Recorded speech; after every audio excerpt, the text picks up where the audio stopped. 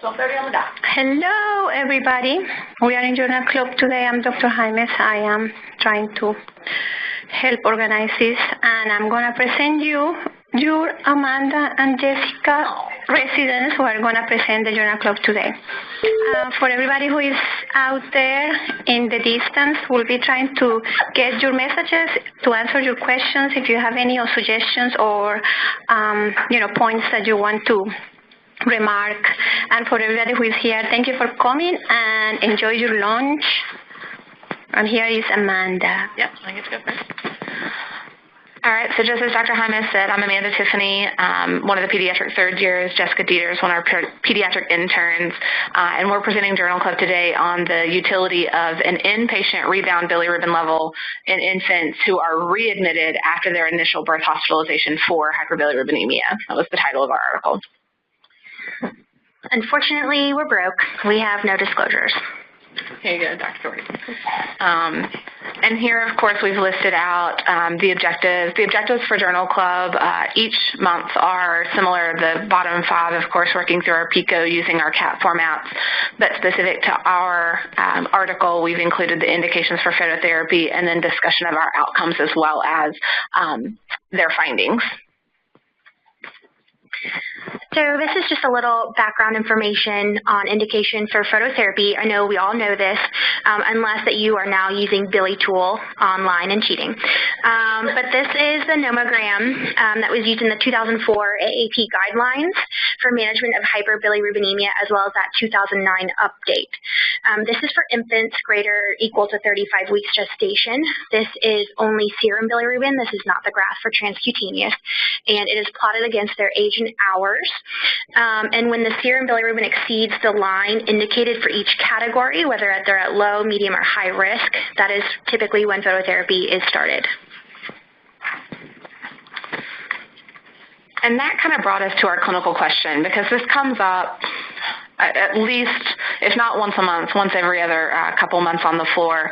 And we were having a discussion at Continuity Clinic one afternoon during didactics. And the question was, well, do these newborns that have had phototherapy, their phototherapy is now stopped, do they actually need a rebound bili before they can be discharged home? There's some variability across attendings, there's some variability across certain circumstances, and so that's kind of why we decided to ask this clinical question, is it necessary to repeat an early total serum bilirubin after phototherapy has been stopped? And just so we're clear on the definition, an early total serum bilirubin is a bilirubin level that's checked less than 12 hours after the phototherapy has been stopped. The majority of those are checked somewhere between 4 to 8 hours, but that 12 hours is the cutoff that's used by this article as well as the AAP in defining early versus late bilirubin rebounds.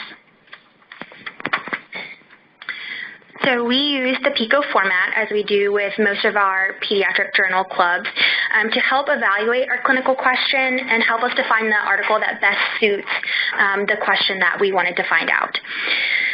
So the patient population was infants with readmission for phototherapy after that initial hospital admission. Intervention was a rebound bilirubin level, that early rebound bilirubin level less than 12 hours prior to their discharge. The comparison was to infants that did not get a rebound bilirubin level prior to discharge.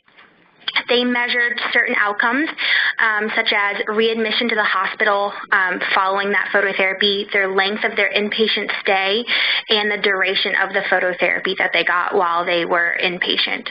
Our type of question was a prognostic, which questions a progression of a disease or likelihood of a disease occurring, or in this study, the likelihood of measuring a repeat serum bilirubin level in less than 12 hours after the cessation of phototherapy and predicting readmission for repeat phototherapy. Our type of study was a retrospective cohort, although the preferred would have been a prospective cohort, so we could follow these two groups in kind of a linear fashion. And I think this is kind of one of the key parts of where we really get into Journal Club is figuring out how do you look through the literature, how do you find what you need, what's the article that you want. So these are some of the tools that we used in the databases that we researched, including our very own Christine George, who was the source for this particular article itself. But Hospital Pediatrics, the AAP, of course, because they do have guidelines in regards to phototherapy, PubMed, and then PediaLink, which is where you guys would have been able to locate this article. So kind of why we selected this article, 4 things really came to mind. It addresses our clinical question. It is a retrospective cohort, which we thought was kind of one of the next best step downs from a prospective. Findings in this article were clinically significant, and it evaluated the outcome of interest. We do a lot of inpatient months in this residency, and this is a common question when we are on the general pediatric floor. So now we're going to kind of move into more of the kind of depth of the article, working through the methods. So the study design here was all based off of medical record database. So those were reviewed over a period of 7 years. The charts were looked at between January of 2007 through April of 2014. The study itself was actually completed at Yale University. It was the New Haven Children's Hospital.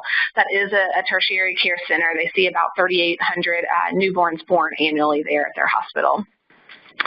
The charts that were pulled included infants that were less than 10 days with an ICD-9, because at that time they were still, of course, between 2007 and 2014, we're using ICD-9 codes, of jaundice, or if they had been coded for phototherapy. So if that therapy was listed under their charts, that was also pulled as well. The eligibility for this study was specifically, as Jessica mentioned, because we are using the nomogram for greater than 35 weeks. These infants needed to be of a gestational age that is greater than or equal to 35 weeks and readmitted after their newborn nursery hospitalization. So these are not infants who remained in the newborn nursery, were found to be jaundiced, and then started on phototherapy. These are all infants who had gone home, were either seen in an outpatient office or re-presented to the hospital to be readmitted for their phototherapy. And of course, the phototherapy was used as the treatment for their indirect hyperbilirubinemia. To continue the methods, they did have a certain set of exclusion criteria in addition to the eligibility. So the infant could not have had a history of phototherapy within the first 24 hours of life. There could have been no admissions to the ICU, so no NICU admissions, no exchange transfusions. They could not have direct hyperbilirubinemia. This was specifically indirect hyperbilirubinemia, and no evidence of sepsis at time of admission.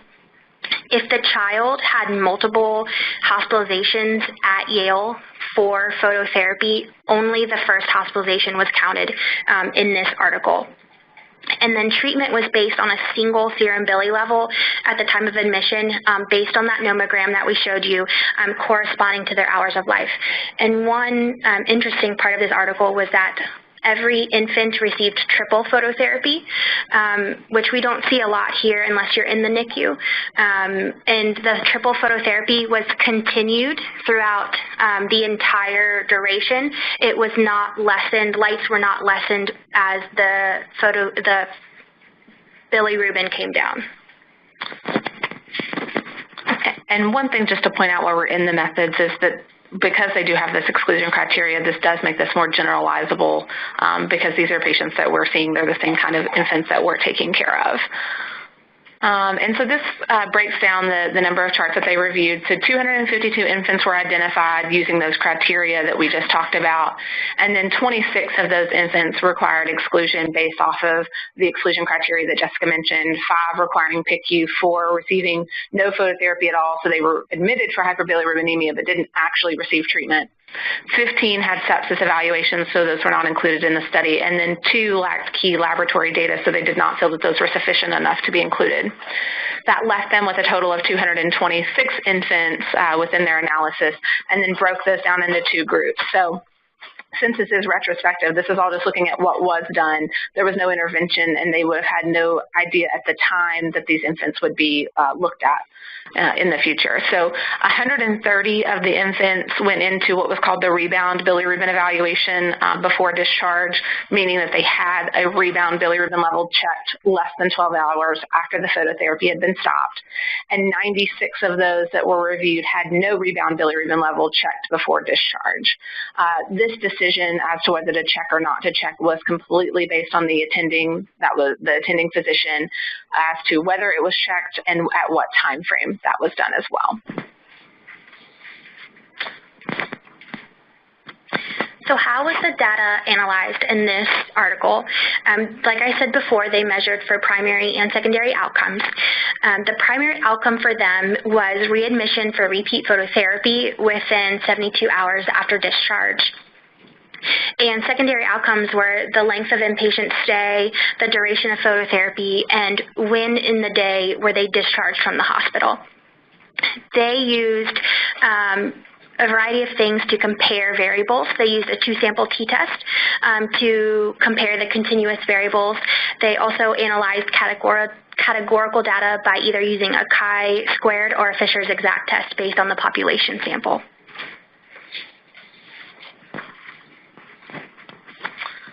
And so here we're just going to kind of step through the results that they found. We're also going to go over this in the table formats, but this just was able for us to pull out and look at specifically what they found. So of the 130 that did have a rebound bilirubin level, I thought it was interesting that the mean hour in which those were checked was about 6 hours after phototherapy was stopped, which is kind of still somewhat general practice. People will keep infants for longer after they stopped phototherapy in order to recheck a bilirubin, and usually that's about 6 hours. It did have a plus or minus of two hours, so anywhere from 4 to 8, as we mentioned, which is defined as that early bilirubin level. 96, again, of the 226 did not have a rebound bilirubin level checked based off the chart review. And what they found when they compared these two groups was that there was no significant difference or no statistical difference in readmission rates between whether an infant received a rebound bilirubin level prior to discharge or whether they did not. There was also, in looking through the two groups, which we will do shortly, there was no clinical significant difference in their characteristics based off of multiple aspects, age, gender, ethnicity, those types of characteristics.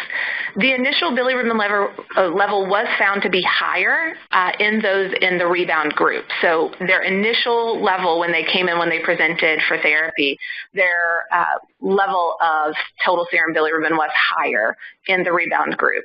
The bilirubin levels were also higher at the time that the phototherapy was stopped in the rebound group. So they were started at a higher place and were actually stopped sooner and actually spent less amount of time under phototherapy than the non-rebound group. There was, with that, of course, with the rebound group, an increased mean length of stay because they were kept for a period of time in order to be checked later after the phototherapy had been stopped. The mean hospital discharge time in that same token was also later in the rebound group versus the non-rebound group. But there was no significant difference between the two groups in the level at which the phototherapy was actually discontinued. We'll go over that in the chart 13.4 versus 13.0. And overall, out of the 226 charts that they did review, 14 of those infants did require repeat phototherapy. They break that down into two separate groups. 9 of them actually required being readmitted to the hospital. They were discharged home and then required a readmission. 5 of them, however, required reinitiation of the phototherapy actually during that hospitalization itself. So they never went home. They had to be restarted while they were there. And just as a caveat to point out highly, which was of those 14, only 2 of them had a bilirubin level less than or equal to 14 at the time that their phototherapy was stopped, which is the current AAP recommendation.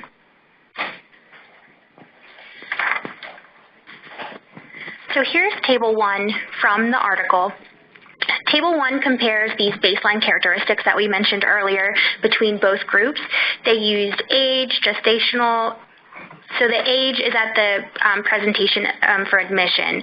Gestational age, ethnicity, gender, birth weight, infant feeding, risk for hemolysis.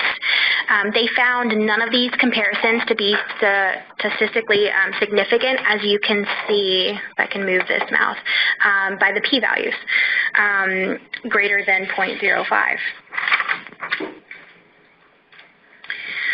Here is Table 2 from the article. Table 2 measures the bilirubin levels and duration of phototherapy. As you can see in the rebound group, the mean bilirubin at phototherapy initiation was 19.5, which was higher than the no rebound group at 18.8, which was statistically significant with a p-value of 0.03. The mean level of bilirubin at phototherapy cessation was also higher in the rebound group as compared to the no rebound group, with a 0.7 difference.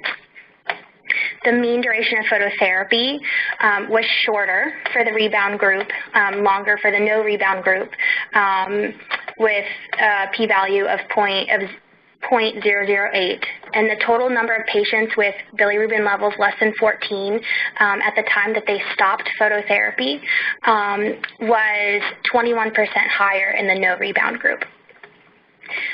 Table 3 evaluated readmissions and length of stay. So total number of readmissions for the rebound group was 5, and the no rebound group was 4, which they did not find to be statistically significant. The mean length of stay for the current admission was longer in the rebound group as compared to the no rebound group. The mean discharge time for current admission, meaning the discharge time during the day, was later in the day for the rebound group as compared to the no rebound group. And total number of patients discharged before 11 a.m. Was more in the no rebound group as compared to the rebound group.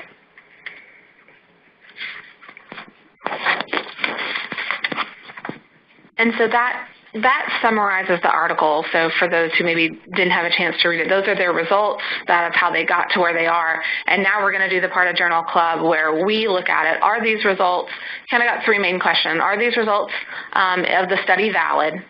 What are their specific results that they obtained from their chart review? And are these patients similar enough that I could apply this to patients in my practice? So we'll start with the internal validity. The first question, was the defined representative sample of patients assembled at a common and usually early point in the course of their disease? So we can see here that their age of admission for the rebound group and the no rebound group were about 4 days. The rebound group was 4.6 and the no rebound was 4.3. And we do know that they were older than the first 24 hours and less than 10 days. So that they were similar at time of admission. And then you can see here in Table 2, the mean bilirubin at phototherapy initiation. Yes, the rebound group was a little bit higher at 19.5 as compared to 18.8 in the no rebound group, but they were similar with only a 0.7 difference. So that's why we have a smiley face next to that question, because we did feel that the defined representative sample of patients for each group was at a similar point in their disease process. Our second question was the patient follow-up sufficiently long and complete? This gets a frowny face, because the article didn't even mention follow-up. It was a retrospective study. They looked at these patients for a period of 7 years, but nowhere in the article did they touch on whether they followed up with the parents to see whether these children were admitted somewhere else. These records were only taken from one hospital, from Yale. New Haven, Connecticut, and Connecticut in general, it's a small state, but there's other hospitals besides Yale, and these children could have been admitted other places, which could have skewed the data. They didn't try and call around to other hospitals asking if these patients had been followed up. And another thing is sometimes we send our children home with Billy blankets. They didn't follow up to see if any of those, or they didn't mention if any of these kids got sent home with Billy blankets, which would be continuing their phototherapy. And we'll give them just another thing here. And so mentioning, were they both established at the same and early time frame? I think the other thing to be, cognizant of, as Dr. Dieter mentioned, is the fact that the groups are similar across the board. So despite the fact that this was retrospective, looking backward, they were still able to have a fairly appropriate size of infants in both the rebound group versus the non-rebound group in all of the characteristics that they looked at, including their gestational age, their ethnicity, the gender male-female distribution. 55% to 59% of males in each group, 45 to 41%. Again, these were very similar, even though they weren't being randomized during this. This wasn't happening when the infants were actually admitted. This is a good distribution to show us that these two groups were similar. And I think that's important. They also looked at their birth weight because, of course, we know what puts infants at higher risk for hyperbilirubinemia, including things like, were they breast versus bottle feeding, and we'll touch on that in just a little bit. So then moving into more of our internal validity questions. So were outcome criteria either objective or applied in a blind fashion? So we'll kind of tease these two things apart separately. So were they objective? Yes, what they looked at was objective. It was not someone's visual representation of, I think you're approximately this amount jaundice. It was a total serum bilirubin level that was measured. So we have those. The other variables that they looked at were, again, they were objective data. How long were you hospitalized? What was their length of stay in hours? How early or late were they discharged? That's not something that has any subjectivity to it.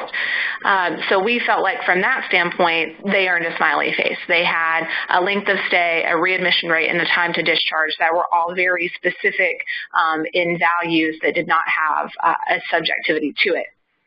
Now, in asking, was it applied in a blind fashion, again, we can't say that this was a prospective study. We don't have any necessary bias from the physicians themselves, but what we do have are, since we were looking backwards, there's some information bias, as Jessica mentioned. We don't have that follow-up information. That wasn't listed. We also, feel like they were able to give us very objective amount of information and no recall bias because none of this was based on anyone's memory. Thankfully, we have medical record documentation that has what time they were started on phototherapy, when that was discontinued.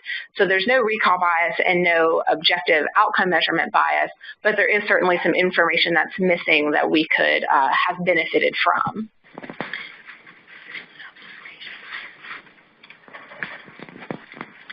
There's also no observation bias because at the time of the study, it's a retrospective. So at the time of the study, the physicians making these kind of subjective calls of when they're going to get a bilirubin level, they didn't know that they were going to be part of this study. This study was not happening yet. So it wasn't able to change their decision at that time.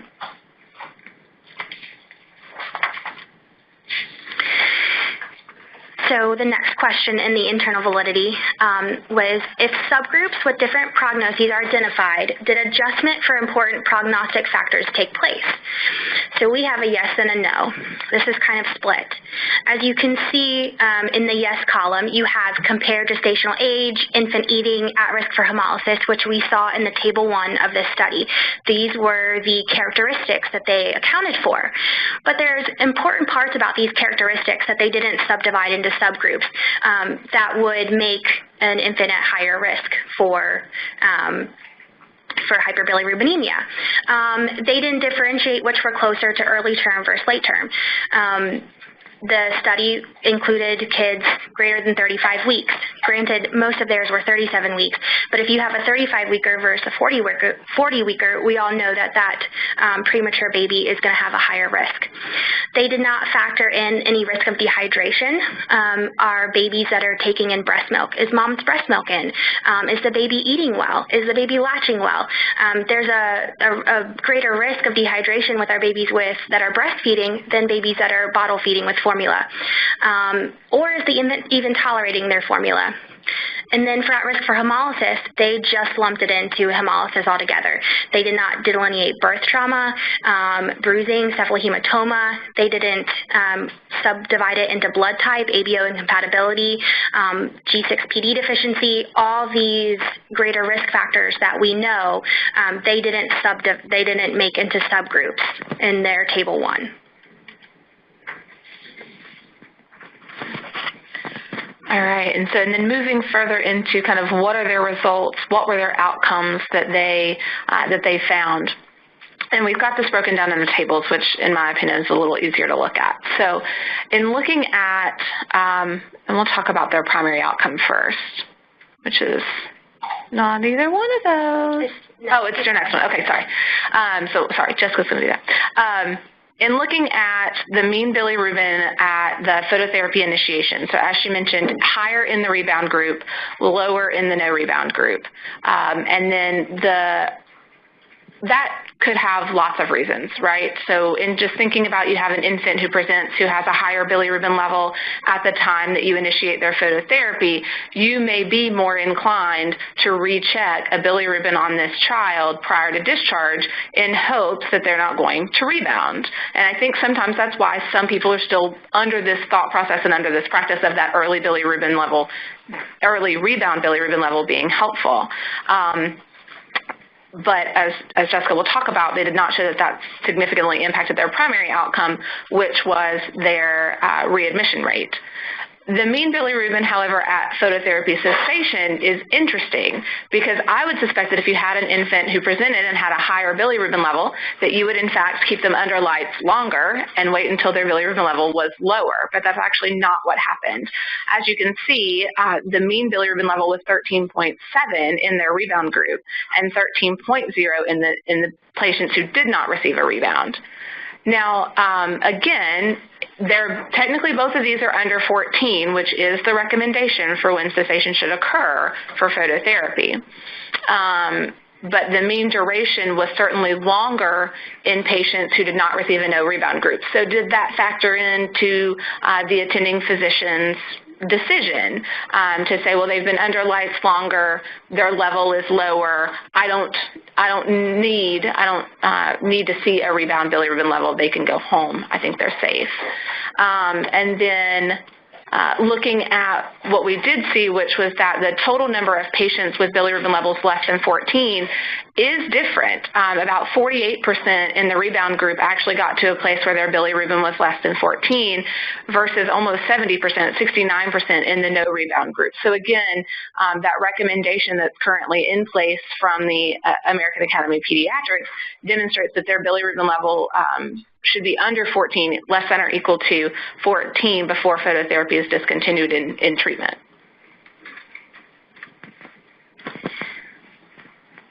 So here's Table 3, when in the first row that we have highlighted is their primary outcome, the total number of readmissions. So here it is showing that it didn't really not make a difference.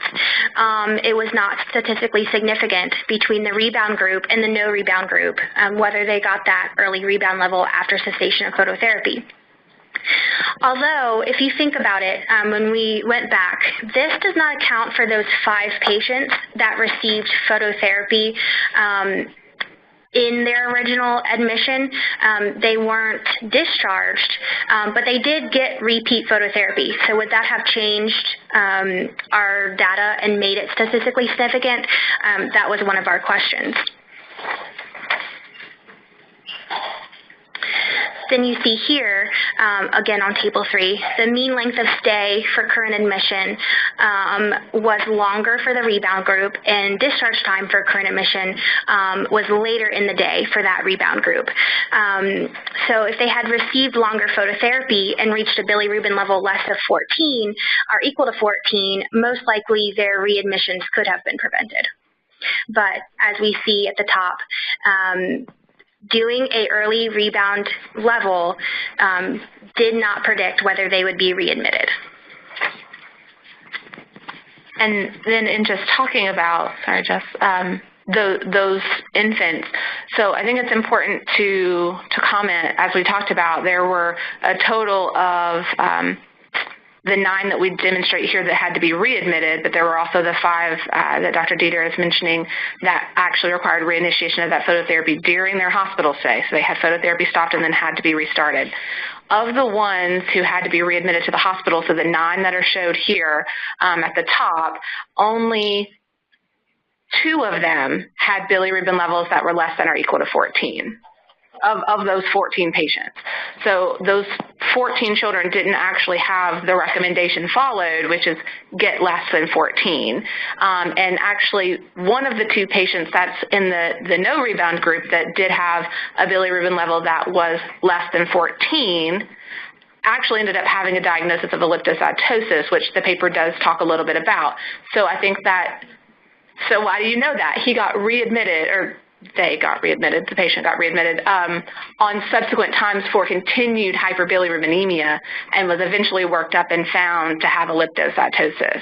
So in going through the chart review, if you have a patient, that was one thing that came up with Dr. Jaimez when we were talking through this information, is if you have a patient who continues to be readmitted despite the fact that they've been treated, then you need to consider other reasons for why they might be having an indirect hyperbilirubinemia. And then that kind of brings us to our external validity, which is the questions where we say, okay, can I apply this? Can I actually use this in my patient population? And we all kind of felt like, yes, this is appropriate information to be utilizing in our practice because what it demonstrates is that doing a routine early bilirubin rebound after discontinuation of phototherapy is not indicated. It doesn't decrease the number of children who get readmitted. So really that process or that practice is not necessary, and that is something that we could apply to our patients, especially on the inpatient unit. Is this something that we can take into account to change our practice? The other variables that they talked about, length of stay and hours at discharge. You know, if you look back at that table, the initial ones were, I mean, the difference in hours was only like a 3-hour difference. There was a 3-hour difference in when the rebound group was discharged versus when the no rebound group was discharged. And so I think for that, you have to say, is 3 hours worth it? And I think in our patients where we have people who live 3 and 4 hours away, the time that you get discharged could be a big factor. The duration of your therapy could really make a big difference as to whether or not you go home tonight or home tomorrow from that perspective. And so I think that was one of the big things that factored in our clinical decision-making process. And then we are trying to be cost conscious in the effect that is it more cost effective to not check a rebound bilirubin level? The article comments that the patients in the rebound group acquired about $150 more in cost. But in all honesty, this is going to get lumped into a hospital admission anyway. Is that charge actually relevant? That was one discussion that I thought would be interesting to hear from other people who see kind of more of the billing side as well. But is that $150 enough to change your practice? I don't think we try to be cognizant of how much we're costing our patients and the system as a whole. And then the final question when it comes to external validity is, well, will you take this into account? Most of what we see, I think, on the inpatient unit is that this has gone away, that checking a rebound bilirubin level is no longer indicated. And I think this article gives us a very good realization as to why we think that that's true. So at this point, we've kind of talked through all the things. We have all of our documents and tables available. We'd like to open up for discussion to see what other people thought. Now, Alex, how do you want me to do this? Do you want me to walk to Christine? Okay. I feel like Vanna. Thanks, guys. And I apologize. Could you remind me what the years were that they took into account? 2007 to 2014. Thank you. Okay. I just wanted to make sure that it was actually after 2004 when the guidelines were put out. Yeah. It was. I have something that I need from Fred. Does anyone else? Dr. Keyes looks like he has something he wants to say. No? That's confusing. It's a very simple question. Yes. This was done after the guidelines were published, and the guidelines said not to check a repeat. Why did they even do the study? Why were they stopping greater than 14? Okay, so those are great questions. Why did they stop greater than 14? Why were they still being checked? And I think because,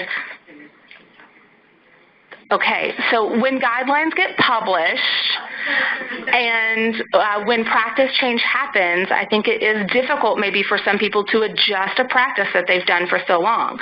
The other thoughts that I had in looking at that, you know, certainly this is provider dependent, right? So a single attending got to make a single decision about an infant that they were taking care of. So if they had a higher bilirubin level when they came in, they start triple phototherapy, they leave them under there for a certain period of time, check their bilirubin level and it's 13.7, and they're like, oh, I can stop now, but then I need to hold them and check it again later. I think that may have been part of their process, but I can't hypothesize as to what they were thinking about. Yeah. Okay. So the article was pretty clear that the non-bilirubin recheckers were the hospitalists. Right. So the community pediatricians did the rebound. However, it was pretty clear that both groups were not adherent to the 2004 guidelines. Yeah. Yeah. Yeah. Which does reinforce. Okay, Kara's done eating now. I've got my list. Was there any discussion on recommendations for PCP follow-up? Like, did some of these kids maybe go to their PCP and get a rebound that we didn't know about? There was not any recommendations. There was not mention of that in the article, but we discussed that these kids, that even if they didn't with the no rebound group, they still needed to go see their PCP the next day. Those listening on the line, Dr. Dieter said essentially no, but they needed to see their PCP. Oh, wait, Dr. Hymas has an answer, too. Remember, this kind of rebound is that they're analyzing and discussing is the early rebound, so the less than 12 hours after they see the phototherapy. The later rebound, that is still a recommendation. So we're not stopping doing that just yet. I want to have some emphasis on that table right here that is, you can see on the screen. If they had put 9, restart bilirubin with rebound, and if they have analyzed that 4 of those kids were restarted the bilirubin before discharge, you can argue, you know, a little bit more of the benefit of the rebound, right? What is really, really good on this analysis is when they do the last paragraph they have before the discussion, and they say that overall only 1.6% of the 129 infants whose bili was less than 14, only 1.6, so only 2 of them needed to be readmitted. That's where this whole idea of keeping the bili before 14 comes from, right? And then when they say that 12.4% of the kids who did not follow the recommendations were readmitted, that again reinforced the recommendation of keeping the bili before stopping the phototherapy in less than 14. And I also want to reinforce the idea of the table saying that if you see the mean length of stay on the admission, even though the kids who didn't get a rebound had a longer phototherapy time, overall, the admission was shorter, right?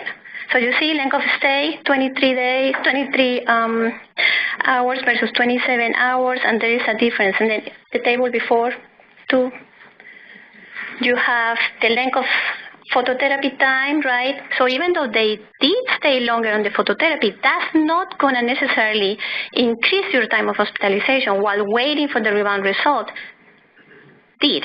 So overall, the benefit of keeping the baby a few more hours on the phototherapy was worth it, right? I had a comment about study design. So, you know, this was done at a single institution, which was good because we kind of, more or less, it was done the same way every time for each patient. But the study, I felt these are relatively small numbers, and that was addressed in the discussion session. I've said it before, and I'm sure I'm going to say it again, that these types of studies would be much stronger if they were multi-institutional and we were looking at multiple patients and maybe also prospective would probably be important if you were trying to standardize care or research study design across institutions. I think that it's often convenient to do retrospective studies, but the problem is similar to this one, it's kind of an underpowered study, and so we can't draw conclusive conclusions from all of the data, and it also didn't get published in a very high-profile journal particularly. So just for those of you who are thinking about a career in research, these are just important things to consider as you're thinking about how you might be doing your clinical research. No, it's okay. And I agree. I apologize. I skipped over that. That was in one of our note sections, which is they do comment on the power of their study and the fact that there should have been a higher number of infants included, and that multi-center would have made this more. And just as Dr. Dieter mentioned, there's certainly other hospitals that could have coordinated to do this specific chart review. You give everyone a specific algorithm to follow. Would have been relatively simple. Could have been a publication in pediatric, right, as opposed to AAP. Mm-hmm. You've already seen my list, and suppose you can answer. Why triple phototherapy 1? Because am I missing that that's a recommendation, basically? Not anywhere that I can see as triple phototherapy the recommendation, but it is what they did at this center across the board. Everyone got triple phototherapy. Now, our question was, and I think this will be good to ask you all, is... Right, 2 lights and a blanket. 2 lights and a blanket. We do it in the NICU all the time. Dr. Jaimez's question was good because she asked us, and this is more of a systems process, which is, do our overhead lights, do they have the ability to do both single and double from the top? In the NICU. Well, and I assume we can just pull those down to the floor. Right, that would be a bad assumption. Well, no, I think we can. I think they're mobile. But so there are lights in the NICU that are attached to the bed. There are also lights that we can put to the side of the bed. And then typically we put a blanket underneath the patient that also delivers phototherapy. But it was interesting because upstairs, and this is talking 14th floor, so NICU level, we will often decrease phototherapy as we go. So as their total serum bilirubin decreases, we will take lights away. Typically when we're on the floor, they're either on single or double phototherapy, and you turn them on and you turn it off. There's no reason to step down from one to another. But the question was more so that at your training, you all had double at the top? Yeah. So I don't know what equipment you guys have here, but some of the lights will have the option to put, more lights or less lights on the overhead lights. Besides, everybody that has available a Billy blanket will also use a Billy blanket. Some of those overhead lights will have the ability to double lights on the overhead lights, and then the Billy blanket will mean the third light. And since it wasn't mentioned, I'm also assuming that they did not also take into account like total irradiance, was that equal then throughout, each of these, quote, triple phototherapies?